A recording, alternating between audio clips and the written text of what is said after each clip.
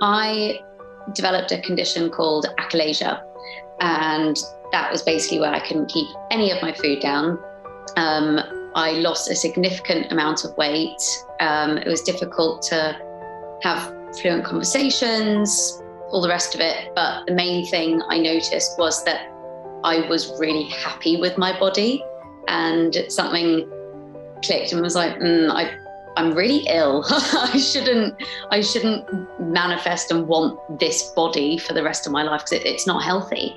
And I realized I needed support, because what caused the achalasia was years of experience with bulimia and binge eating, and this condition was only making things worse. I thought, to look good, I have to throw up all the time, but at the same time I can eat whatever I want because I am throwing up.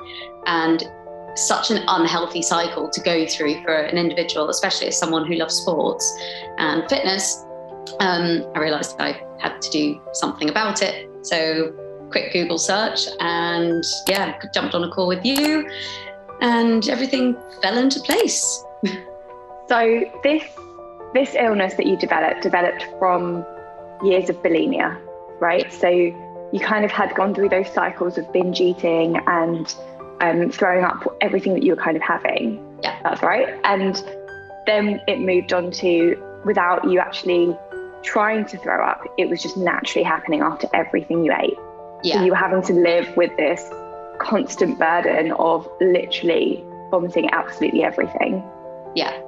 Yeah, exactly. I would find like I'd be obsessively healthy about a lot of things, but when it was time to socialize, ciders were thrown around and crisps were thrown around and cupcakes were thrown around, and like in the office or around friends, and I'd go to the bathroom and try and do it quietly so I wasn't retching as such. And that literally just made my muscles tweak into this way to do it naturally all the time. And then you needed surgery to essentially mend that, right? Yeah, I waited a while for surgery. So when I first started the therapy, or when I first reached out for the therapy, I was meant to get surgery within the month. And then it kept getting delayed. And I ended up getting the surgery towards the end of my therapy. And that actually was a huge blessing in disguise, because I was able to learn so much about the recovery process, what suits me, how I think. And when I came out of surgery, it was scary because it meant I could keep food down and I was going to gain weight.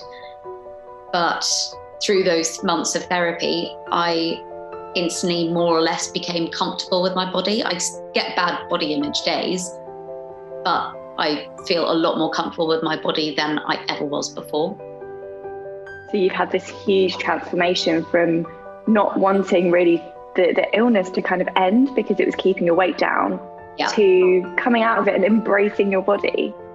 Yeah, massively. I sort of walk around now. I don't know if this is a weird thing, but I like wear a crop top or my sports bra after a workout, or I don't know, I'm wearing like high-waisted trousers or shorts, whatever. And I just have like my belly out and I keep touching it. And I feel this is like, I don't know, little fatty deposits or whatever. And I really like them. I don't know if that's weird. But not at all. Completely. I'm like, oh, okay, this is healthy. This is what my body's meant to be doing. And it's been so lovely watching you with that transition. And you've now joined the group, right? So you've kind of come away from private and you're into the group. So what's been your experience of that? There are so many different experiences that people have had in that group, and what people think an eating disorder is not black and white.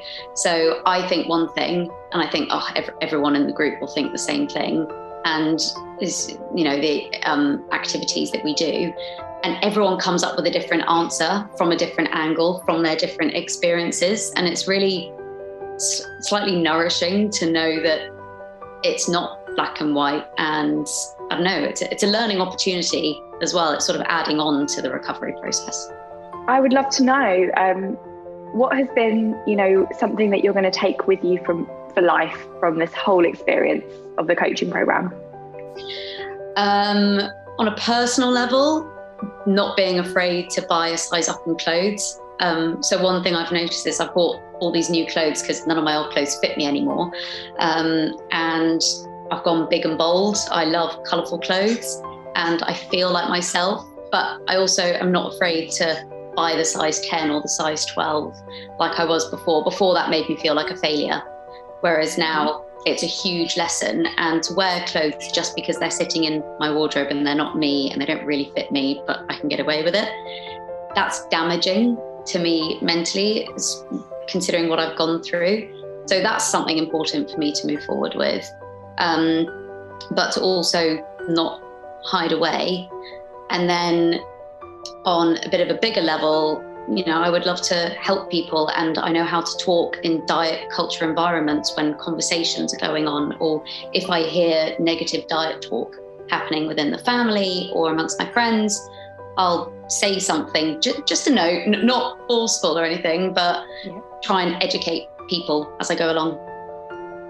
That's amazing. So you're making such a huge impact on those around you, as well as, you know, having been through this yourself. So it's absolutely great to see. And, you know, is there anything else you want to share with someone that maybe is thinking about, is maybe on the fence with, you know, reaching out for support? 100% do it. In fact, 1,000% do it. I was saying to my mum the other day that, you know, I put off therapy for about a year, knowing that it was a good thing to go into, but I didn't quite have the motivation, didn't have the energy, didn't know really how to go about it. And then when I did, I just went, bang, let's just do it and stop messing around. And yeah, I was saying to my mum, I've never felt as happy as I have the last, since finishing therapy. I just feel happy in myself. I don't feel like I'm comparing myself to others. And I think that's a lot of what goes on with other people when they're struggling with an eating disorder and body image, is they're constantly comparing to themselves on Instagram, people on Instagram, or if they're going to the gym or in their social groups or at work. And I just don't do that anymore. I literally love myself. I appreciate what my body has to offer. And it's sad that it took going through an illness to realise that. But at the same time, if you're in that position, you have an opportunity presented to you to relearn to love yourself and value it that much more. Well, I could not have said it better myself. And do you know what? Just thank you so much for sharing your journey today. I know it's not an easy thing to do, but it's been so lovely having you here. Thank you.